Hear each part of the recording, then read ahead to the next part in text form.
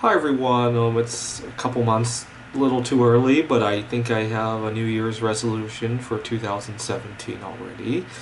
And as you can see, I'm recording this video with my shirt off because I want to illustrate a point that I often go into social situations with no clothing on, metaphorically. I often get taken advantage of in both social and professional context. People know what I'm looking for and they use that to their advantage.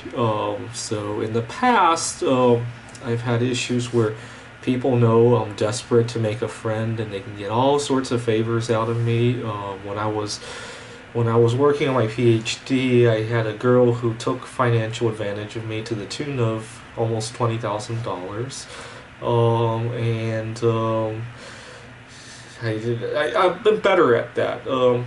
Nowadays I have so many things that don't really require a friend to go along with. I can enjoy my life as a solo sexual. I've mentioned that in previous videos, and that eases the burden a little bit. When a girl doesn't want to talk to me, I have something to fall back on. Conversely stated, I can take more risk because I have stuff to fall back on. And sometimes, even in social situations, just like in investments, risk sometimes is countered with reward. And but it's not just social situations. I do this with professional issues as well. I was talking about, for example, ride sharing.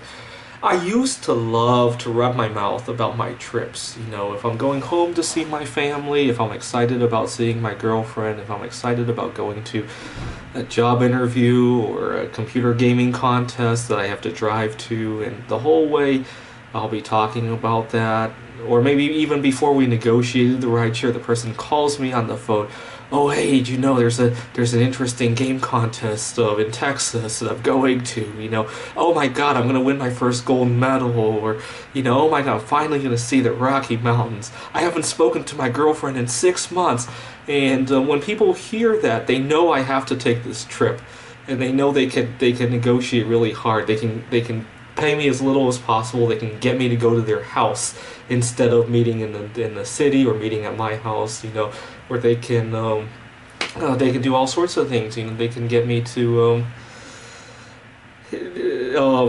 stop at various places. I had one rideshare partner who actually asked me to stop along the way so he could go say hi to his friends, and it lasted 2 hours. And I didn't have the money up front. If I had the money up front, I could have pressured them. I'm going. I'm leaving. Sorry, but I got an appointment to go to. But I think the reason it happened that way was because I ran my mouth. I'm just a very social animal sometimes, and I forget what I'm dealing with. And but that's only a few dollars lost. That's not a big deal. The bigger deals come when I'm actually doing some sort of a job. Earlier this year, I had been doing some tutoring, and I got lowballed quite a number of times. You see, I have a sore story in terms of the tutoring that probably led to me getting lowballed. 7 years ago, when I was going to school, working on my PhD, I had gotten an email from an undergraduate who needed tutoring, and I looked at the name. It was a female name, and the last name was of a race of a girl that I really like. I'm not going to say what race it is, but if you know me, you probably already know.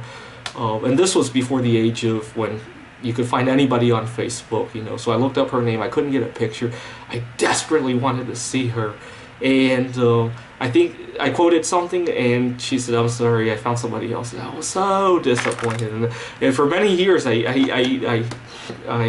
kicked myself for asking what was such a high price. It wasn't high. I was only asking for $15 an hour, if I remember correctly. But I kept kicking myself, saying I should have started at $5. And that stuck with me for many, many years. And that's probably why I get lowballed so easily nowadays. I have that sore experience. In any case, I had I had a kid who I was tutoring, and I was talking to his mother, and you see, I'm just very social sometimes, and I was talking to his mother about various things I do after, these little jobs, I was talking to her about road trips I was taking, driving back home to my family, and I was talking to her about my computer games, of course. And in her mind, she probably thinks that, well, you love driving on the road. You love tutoring computer science. Her son was working in AP computer science. So, if you drive 30 miles, it was 15 miles each way. If you drive 30 miles to tutor for an hour, you're having like 2 hours of fun right there. And I'm paying you $20. I bet that's the thought process going on in her mind. It was kind of accurate. The only issue is that the so-called fun I was getting out of that 2 hours of driving and tutoring, that wasn't going to pay my bills. It's not real money. In the long term, if it makes me happy and I make more money as a result, yeah, it might be, but it's not a short-term money. So I made a lot of long-term wealth in that job, but not so much short-term wealth that I could use to put gas in the car or to eat healthy foods, so that I could actually go there and tutor and not be sick or not have my car run out of gas on the highway. It didn't pay for that kind of stuff. It's all right. But that wasn't the biggest loss even. The biggest loss when I was working at Microsoft. I was talking to my boss about getting funding for the computer game conference. So we have a budget each year for further education. And my boss was okay with that. He needed to check up with people above me, and I just never followed up.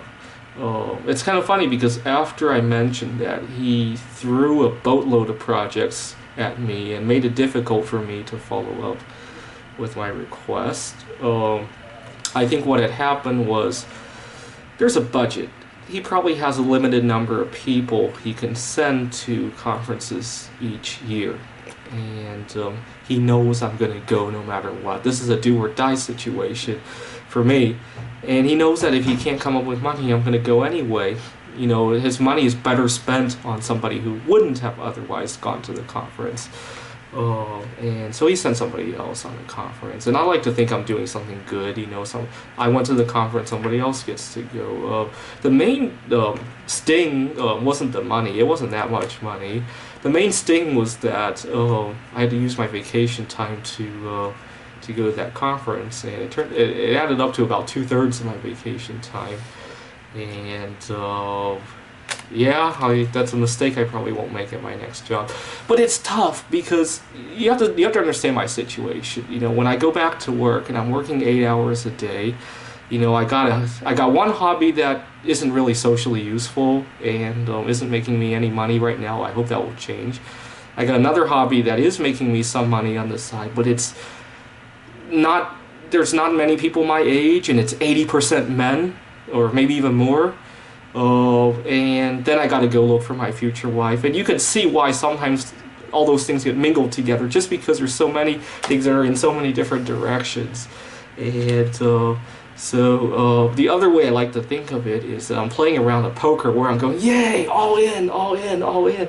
Everybody just folds because they see and I turn my cards around so everybody can see what I have, and they fold, and I end up getting very little. That's how I handle my daily life, it seems like, and I hope to change that. Thanks for watching.